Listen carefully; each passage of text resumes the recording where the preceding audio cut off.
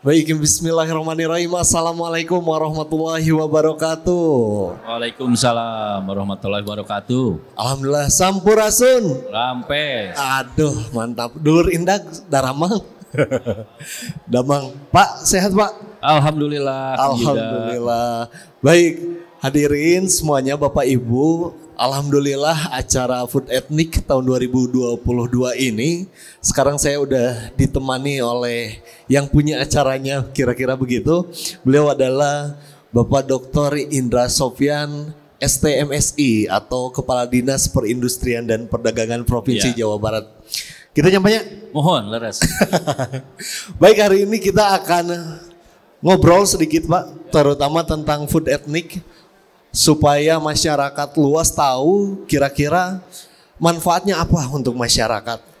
Jadi acara ini Bapak Ibu semuanya, Akang Teteh, dilaksanakan sejak tanggal 8 mulai hari ini 8, 9, 10 kurang lebih 3 hari. Dan hari ini merupakan pembukaan hari pertama dan ini merupakan sesi kedua podcast yang berisikan tentang food ethnic sendiri.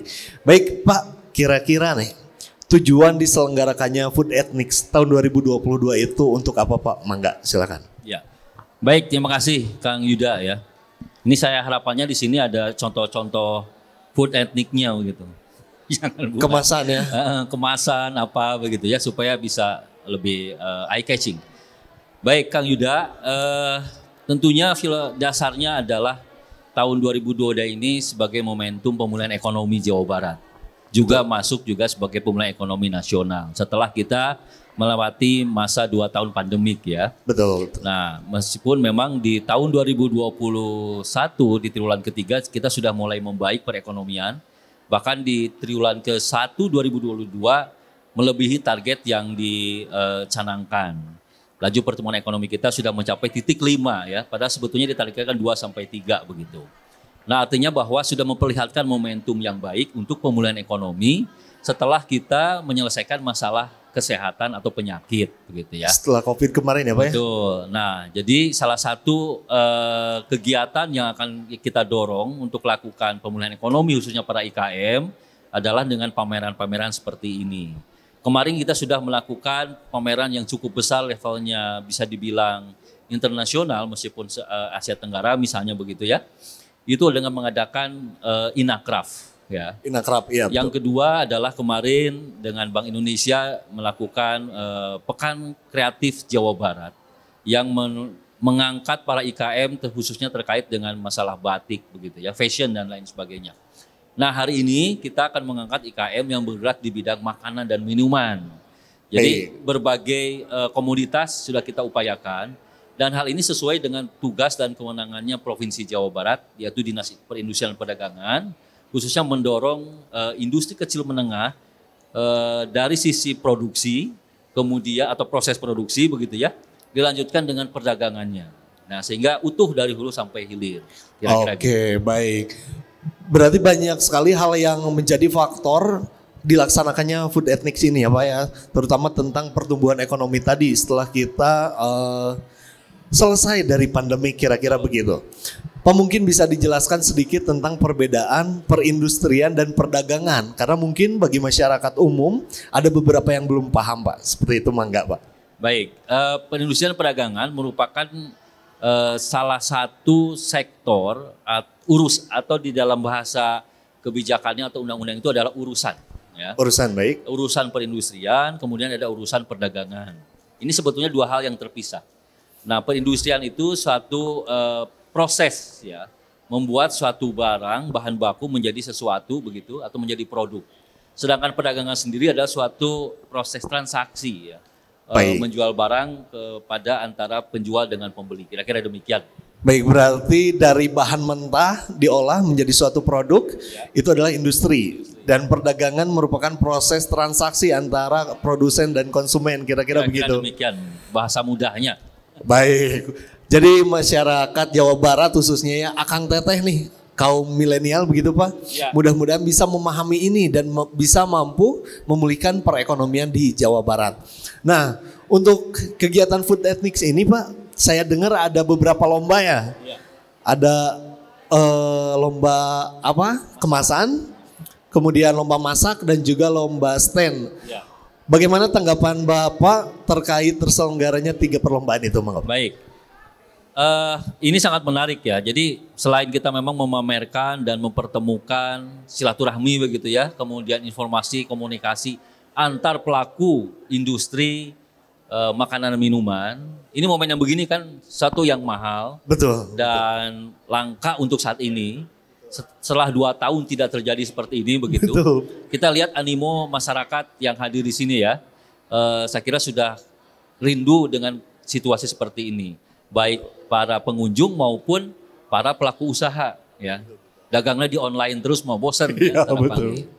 Nah, oleh sebab itu supaya lebih menarik kita mengadakan kegiatan lainnya yaitu perlombaan. Sebetulnya sih lebih condong kepada mengeksplor begitu ya dan memberikan kesempatan kepada para yang rajin-rajin ibu-ibu PKK dan segala macam supaya bisa menampilkan hasil karyanya.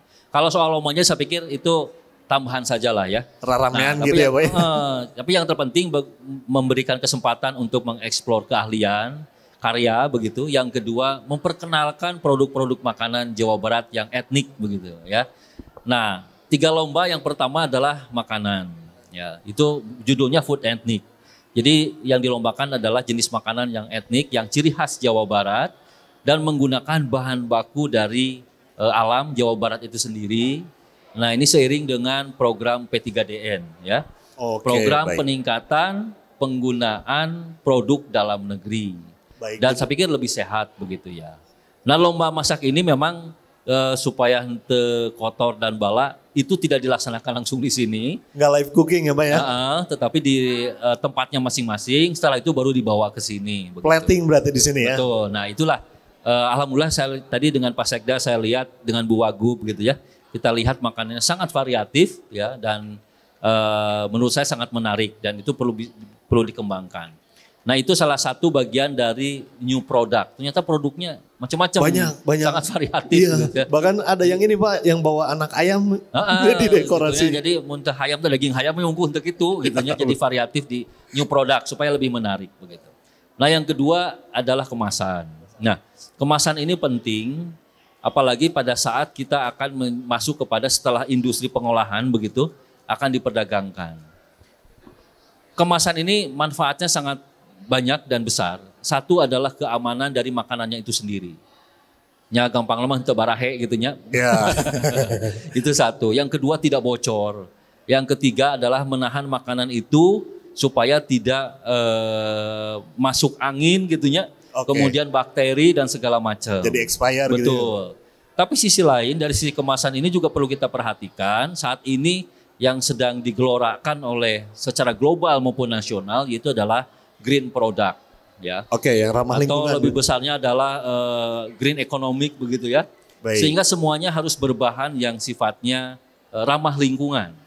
Tentunya selain ramah lingkungan juga terhadap makanan juga tidak menjadi racun. Apalagi bercampur dengan bahan-bahan kimia yang ada di dalam makanan sehingga bercampur akan menimbulkan penyakit. Itu yang tidak boleh atau racun bahkan. Oke. Jadi penting sekali kemasan ini. Selain memang visualnya menarik, Iya. yang kedua adalah keamanan makanan. Yang ketiga jangan lupa kemasan itu harus green product. Green product. Entong sampai jadi menimbulkan masalah lain. Iya. Seperti halnya sedotan plastik gitu. Iya, betul, Atau betul. yang styrofoam. Nah itu kira-kira. Nah yang ketiga lomba apa tadi? Stand. Stand. Tadi saya keliling-keliling stand ya.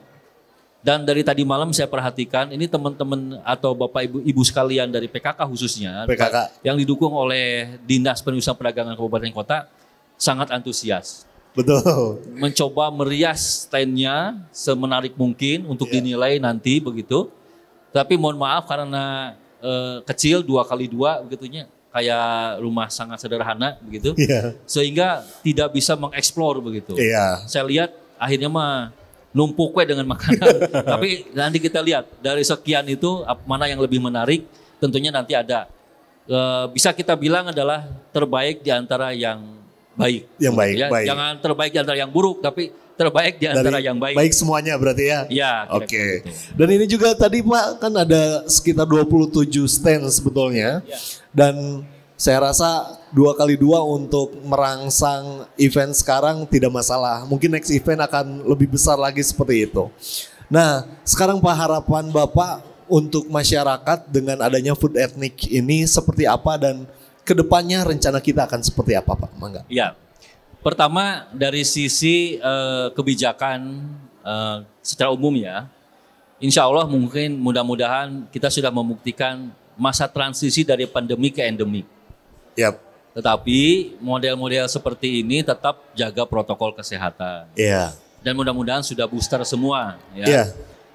Yang belum mohon segera di booster. Itu peringatan saya pikir kita dorong. Bukan karena untuk piknik, tetapi memang untuk kesehatan. Iya, betul. Tetapi jangan ketukar sekali lagi dengan vaksin yang akan digelar oleh Kementan sekarang.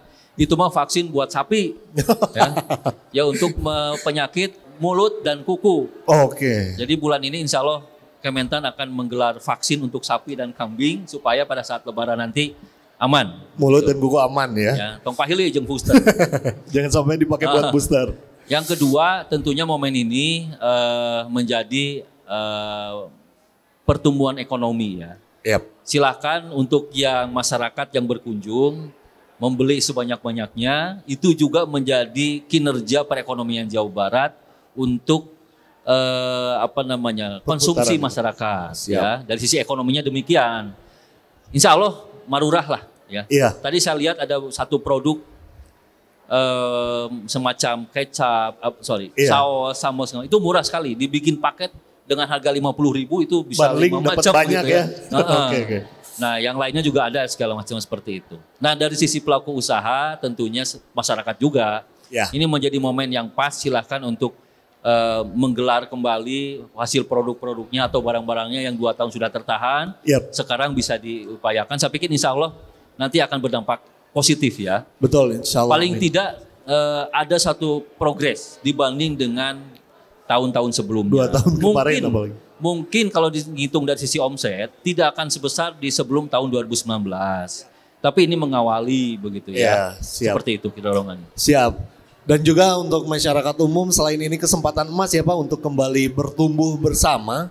Ini juga acara ini dilaksanakan dengan prokes dengan baik. Jadi para tamu dan juga para pelaku usaha di dalam menggunakan masker begitu ya Pak. Iya. Kami memohon izin untuk tidak mengenakan masker karena ini podcast seperti itu. Baik Pak, kembali lagi. Satu lagi, ya. Manfaatnya tadi kita ingin memperkenalkan food etnik tadi ya.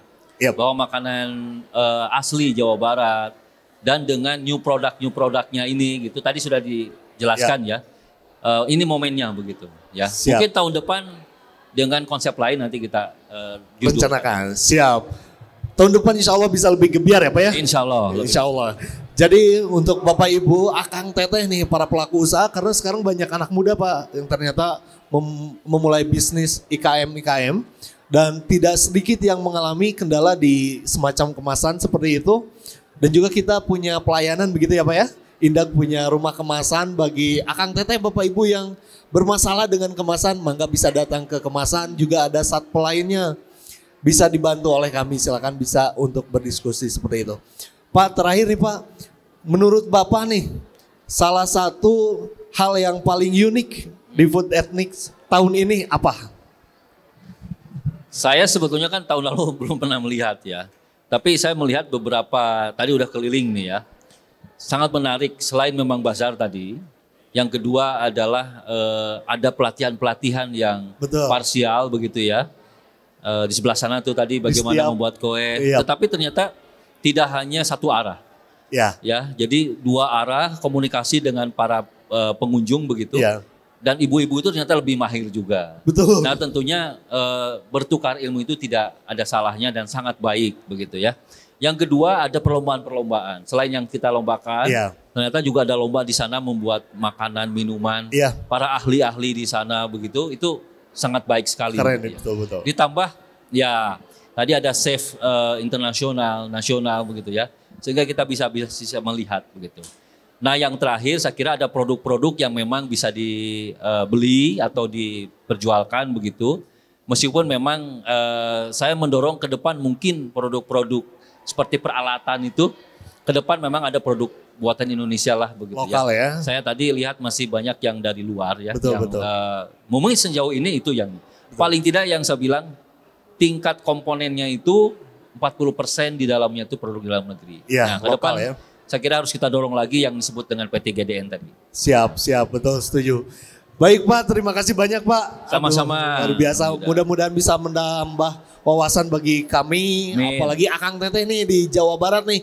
Kalau ingin mengikuti perkembangan industri teknologi, ikuti terus makanya medsos Indak Jabar. Seperti itu Pak, kurang lebih ya Siap, Pak. mantap. Terima kasih banyak Pak. Sama-sama Atur Kang Yuda. nuhun. Sukses terus, sehat Siap. terus semuanya Bapak Amin. Ibu sekalian. Saya tutup, terima kasih banyak. Mudah-mudahan semuanya sehat selalu dan jangan lupa di momen ini kita tumbuh kembang bersama seperti itu. Saya tutup, wabillahi taufiq wal hidayah. Assalamualaikum warahmatullahi wabarakatuh.